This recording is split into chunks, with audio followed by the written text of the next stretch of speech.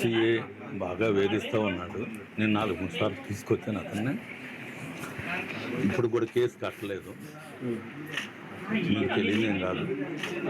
2019లో తమరికి సపోర్ట్ చేశాను, మొన్న కూటమికి చేశాను.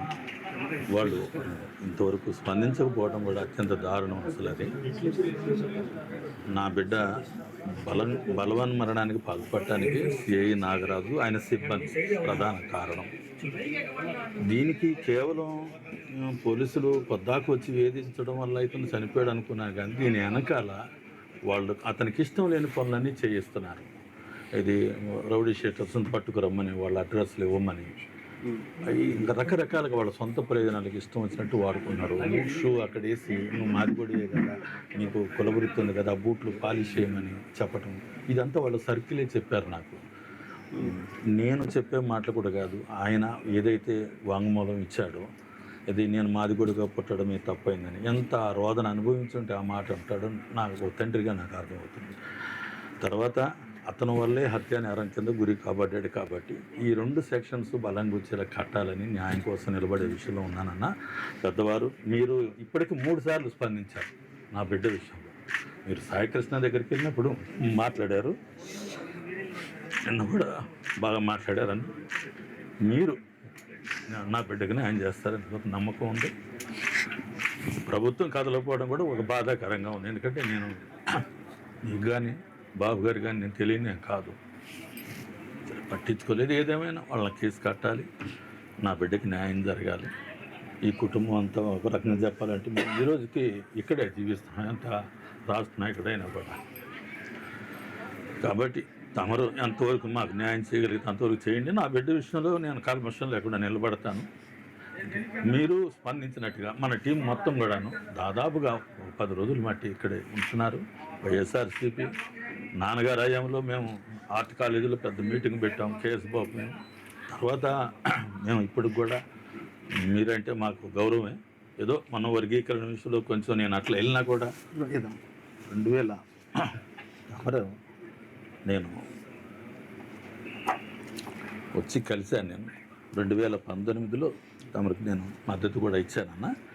వాళ్ళకి కూడా మీరంటే మాకు మంచి అభిమానమే. అదే వర్గీకరణ విషయంలో కొంచెం మేము అట్లా వెళ్ళాం. ఏదేమైనా మేమంతా పేదరికంలో వాళ్ళకి ఇక్కడే జీవిస్తున్నాం కాలవగడ. మేము డబ్బులకి కక్కుర్తి పడలేదు. నా బిడ్డ కూడా అంటారు కానీ ఏదో తెలియదు టైంలో పెట్టారు. 8 ఏళ్ళుగా అలాంటివి లేవు. పోలీసులు దీని వెనకాల పెద్ద పెద్దోళ్ళు ఉన్నారనేది నాకు అర్థమైంది. వాటిని దాటి మాట్లాడగలిగే శక్తి మీకు మాత్రమే ఉంది. మే 21న జరిగింది. ఇంతకుముందు 2-3 సార్లు సిఏ నాగరాజు కొడతాడానంటే నేను వెళ్ళి తీసుకొచ్చాను. ఏదో అల్లరి చిల్లరగా జరుగుతాయేమోలే అనుకున్న 2-3 సార్లు మల్లాది విష్ణు గారితో కూడా చెప్పి నేను ఆ రౌడీ షీట్ అనేది పక్కన పెట్టించాను. ఎటువంటి 12 ఏళ్ల కిందట ఉండేవి, 8 ఏళ్ళకి ఏమి లేవు. ఆ 4 ఏళ్లలో కొంచెం మార్పులు చేర్పులు చేసుకున్నాడు. 8 ఏళ్ళగా ట్యాక్సీ దొలుకొని బతుకుతున్నాడు. గవర్నమెంట్ నుంచి నేను తెచ్చిన కారు ఉంది, బ్రతుకుతున్నాడు. 40 సంవత్సరాలు. కొత్త కేసులు ఏం లేవు. 8 సంవత్సరాల నుంచి ట్యాక్సీ నడుపుకుంటున్నాడు. అసలు ఎటువంటి కేసులు లేవు. ముందు ఏదైనా ఉంటే చిన్న చిన్న కేసులు. పోలీసులు వచ్చి 21వ తారీఖు ఉదయం 10:30 గంటలకి ఆ పక్కన ఉంటుంది గది వచ్చి క్రాంతి సిఐ నాగరాజు గారు పిలుస్తున్నారు, నువ్వు రావాలి అంటే అతను వాళ్ళని చూసి తలుపులు వేసుకొని నన్ను వస్తే చంపేస్తారని చెప్పాడు. నువ్వు వచ్చినా రాకపోయినా జరిగేది అదే అని చెప్పేసి చాలా బలంగా వాళ్ళు చెప్పడంతో అతను పురుగుల మందు తెచ్చుకొని గుడికలు తెచ్చుకొని తాగాడు. తల్లి ఏడుస్తుంది, తలుపు తీయనా అంటే 1 గంట తర్వాత ట్యాక్సీ సొంత ట్యాక్సీ గవర్నమెంట్ స్కీమ్లో తీసుకుని ట్యాక్సీ సొంతంగా నడుపుకుంటాను. ఇప్పుడు అది కూడా లేదు. ఏదైతేనేమి వీళ్ళ అమ్మెల్యే తలుపు తీనానని ఏడుస్తుంటే తలుపు తాగేసిన అతను మెల్లగా తీశాడు.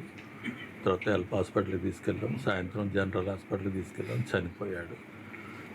కేవలం వాళ్ళ ఒత్తిడి వల్ల చనిపోయాడు. వేరే అతనికి ఏ రాజకీయాలు కూడా ఏమీ లేవు. ఒక తండ్రిగా నాకు ఇచ్చే గౌరవం నాకు ఇచ్చాడు. తను బతుకుతున్నాడు. వాళ్ళు ఈ ఇష్టం లేని పనులు చేయించడాన్ని తిరస్కరించాడు అతను దాదాపుగా ఏంటంటే రౌడీ షీటర్లను పట్టుకురమ్మంటే ఇతను ఎట్లా పట్టుకొస్తాడు, వాళ్ళ కుటుంబాలతో గొడవలు అవుతాయి కదా. అట్టి ఇట్లాంటి వాటికి పోవట్లేదు. ఇతను తీవ్రమైతే నేను వెళ్తూ ఉండేవాడిని. ఇలా అంత లేదు అనుకున్నాను. తర్వాత చూస్తే ఈ సాయి కృష్ణ అని అతను కూడా చంపబడ్డాడు కదా. అదే తరహాలో ఇతను కూడా భయం పట్టుకుంది. ఎందుకంటే వాళ్ళు ఇష్టం లేని అంటే ఇప్పుడు ఆదివారం వచ్చి సంతకం పెట్టాలంటారు.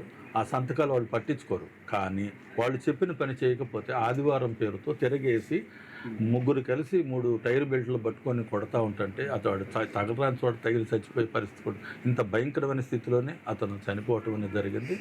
మరి నేను కేసు పెట్టి కూడా నెల 8వ తారీఖు నాడు పెట్టాను. నేను ఇంతవరకు ఆ కేసు కట్టింది కూడా లేదు ఇప్పటి వరకు కూడాను.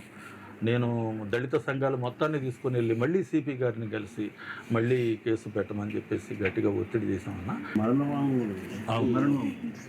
వాంగ్మూలంగా వీళ్ళు అసలు దాన్ని ట్రీట్ కూడా చేయలేదు. 8వ తారీఖు అందించిన కంప్లైంట్కి ఈ సెంటర్ నార్త్ ఏసీపీ కాబట్టి తీసుకున్నారు సార్. సపరేట్గా దీని మీద అసలు ఎవరు ఏం పట్టించుకోలేదు సార్. నా బిడ్డ 2 మాటలు చెప్పాడన్న. నేను మాదిగ కులంలో పుట్టడమేనా నేను చేసిన తప్పని తమరినే ఉంటారు. రెండోది, నన్ను బలవన్మరణానికి పాల్పడటానికి సిఏ నాగరాజే అయ్యి ఆత్మహత్య చేసుకోవడానికి కారణం. ఈ 2 కేసులు బలంగా కట్టాలి. సిబిఐ విచారణ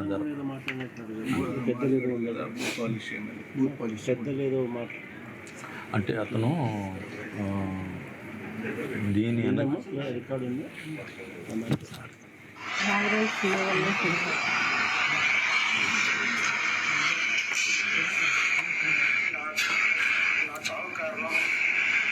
కృష్ణారాజు గారు,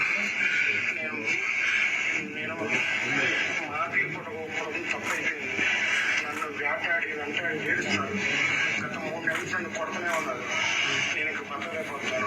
నా చావు కారణం కృష్ణారాజు గారు. ఇంక బతకలేను.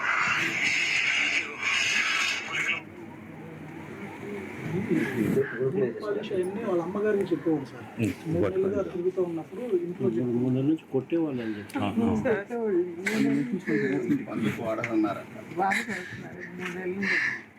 బాత్రూమ్ కడిగేయటం. నాకు 3 పిల్లలు ఇస్తే బాబు కాలు కూడా పోలియో చిన్నప్పుడు పుట్టుకతో పోలియో వచ్చింది సార్. ఇక్కడ పుండు పడింది. అట్లా 2 ఏళ్ళు పోయింది సార్. ఇప్పుడు ఇక్కడ పెంచు నాకు పడిపోయింది సార్ బాబుకి. అది లోపల నుండి తినుకుంటా ఎక్కడ చూపిస్తున్నారు సార్. ఎక్కడ చూపిస్తున్నారు? ఏమని చెప్పినారు వాళ్ళు? అంటే కొంచెం ఏజ్ అనేది వచ్చాక చేస్తామన్నారు సార్. కాకపోతే ముదిరిపోయింది బాగా. ఏళ్ళు పోయింది. ఏమైంది? పుట్టుకలో చిన్న కణితలాగా వచ్చింది సార్.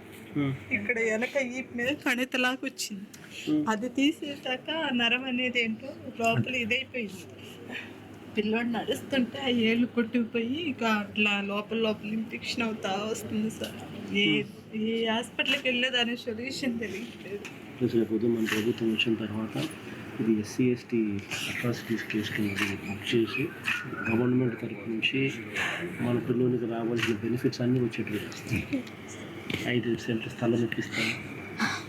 5 ఎకరాల స్థలం హోటల్లో ఎస్సీ ఎస్టీ సంబంధించి అట్రాసిటీస్ మీద చనిపోతే ఏ రకమైన చట్టం పరిధిలోకి వచ్చి చట్టం ప్రకారం ఏదైతే బెనిఫిట్స్ ఒక హక్కుగా మీకు రావాల్సింది ఏదైతే ఉన్నాయో అవన్నీ నేను దగ్గరుండి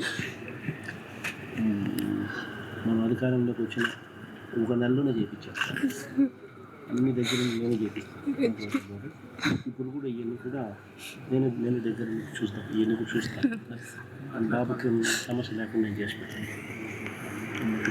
నీకు ఇబ్బంది లేకుండా నేను చూసుకుంటాను. నా కొడుకు చాలా న్యాయంగా చనిపోయాడు. పోలీసులు వచ్చి తీసుకెళ్ళేది నా కొడుకు. నన్ను తీసి నేను తల్లి తగ్గలేదు. నా కొడుకు మందాయి చనిపోయాడు సార్. పోలీసుల వల్లే నేను చనిపోతున్నాను. నన్ను పిలిచాను, కాంతి రాయి అంటే అమ్మ నేను రానమ్మా తీసుకెళ్ళని చంపేస్తారు, నన్ను అప్పచెప్పమని చెప్పి ఏడిచి నా కొడుకు నేను వచ్చేసినాక తీసి మనం తాగి చనిపోయాను. పోలీసులు ఏది బూట్ కాళ్ళు తొడమంటావు, బూట్లు తొడమంటావు, నువ్వు మాది కూడా కదరా బూట్లు తొడమంటావు, బాత్రూమ్లు కడిగేయటం అవన్నీ చేసేస్తారని నా కొడుకు నాకు చెప్పి బాధపడుతూ ఉండేవాడని. అసలు అటు వెళ్ళి తీసుకెళ్ళాడు, ఇటు వచ్చి అనిపిస్తే ఎన్ని సంవత్సరాల నుంచి కేసులు లేవు కదా, మరి ఎందుకు పిలిపిస్తాను మీరు? అంటే పాత కేసులు అయ్యా ఉన్నాయి అని చెప్పి పిలిపిస్తారు. వాళ్ళ అవసరాలకి వాడుకోవటం కోసమే పిలుస్తారు. గంజాయి అమ్మమంటాము, గంజాయి అమ్మమంటాము, ఆయన పనులు చేయమంటాము, పిల్లల్ని చెప్పడం చేస్తూ ఉంటారండి. అటు భయపడి వెళ్ళకుండా ఉంటారు, వెళ్ళకపోతే తీసుకెళ్ళటం కొట్టడం.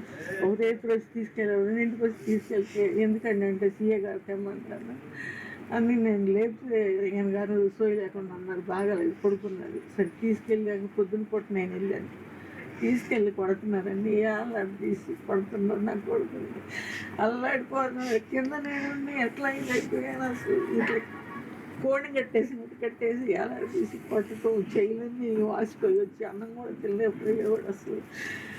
నా కొడుకు సీఏ వాళ్ళే చనిపోయాడు. నా కొడుకు ఈ వయసులో మాకు మమ్మల్ని చూడాల్సిన కొడుకు మాకు లేకుండా అయిపోయాడండి. 8 సంవత్సరాల కింద కేసులు ఏదో ఉన్నాయని చెప్పినారు, అది ట్రయల్ జరుగుతుంది. అవన్నీ నేను తీపిచ్చేసాను. అవన్నీ ట్రయల్ జరుగుతుంది. లేదు అసలు ఏం కేసు లేదు, నేనే దగ్గర నుండి తీపిచ్చేసా. ఆయన శిక్ష పడింది లేదు అసలు. ఏ కేసులు లేవు, అన్ని కేసులు కూడా కొట్టేసారు. ఈ 8 సంవత్సరాల నుంచి కొత్తగా ఒక కేసు లేదు. మొన్న సిఏ గారు ఏసీపీ గారు అంటాడు పేకాట కేసులు పడమట్లో ఉన్నాయి అంటాడు. అసలు ఇవన్నీ మీరు ఇప్పుడు ఏదో కావాలని తీసుకొచ్చే తప్ప, అంతేగాని అసలు మర్డర్ లాంటి కేసులు కాదు. మీరు వీటిని ఇట్లా చూపించడం కూడా కరెక్ట్ కాదని నేను చెప్పాను. నేను సరే ఏదేమైనా నా వాంగ్మూలం తీసుకున్నారు, బాగా డిలే అవుతూ ఉంది. ఆ బిడ్డకి న్యాయం చేసే విషయంలో మీరు కొనుక్కుంటే ఎంతో కొంత న్యాయం జరుగుద్ది అనేది మాకున్న ఆశన. మీరు అన్నట్లుగా SC ST యాక్ట్ కట్టాలి, వాళ్ళు హత్యానేరం కింద కూడా కట్టాల్సిందే. అంటే ఆ రోజు నుంచి ఈ రోజు వరకు ఏమైతే అసలు మనిషి కావట్లేదు. ఆ పిల్లల పరిస్థితి చూస్తే మా జీవితాలు అంతంత మాత్రమే. నేను ఆ ఉద్యమాల్లో తిరుగుతూనే ఉంటాను. పైనుంచి పిలిచేవాళ్ళండి, రాగాంధీ అంటే గెలనని 2 సంవత్సరాలు చెప్పి నా కొడుకు మాకు లేకుండా అయిపోయాడండి. మమ్మల్ని బతికించాల్సిన కొడుకు లేకుండా అయిపోయాడు. అక్కడి కొడుకు వీళ్ళిద్దరూ నాగరాజు వాళ్ళు చనిపోతున్నారని బాధలు చెప్పాడండి నాకు పిల్లడు. అసలు పోలీస్ స్టేషన్ నా కొడుకు చనిపోయాడండి. అసలు సీఏ నాగరాజు వాళ్ళు నా కొడుకు చనిపోయాడు. మీరు వచ్చారు, చాలా ఆనందం. మీరు వచ్చి సంతోషపెట్టారు. మీరే మాకు న్యాయం చేయండి.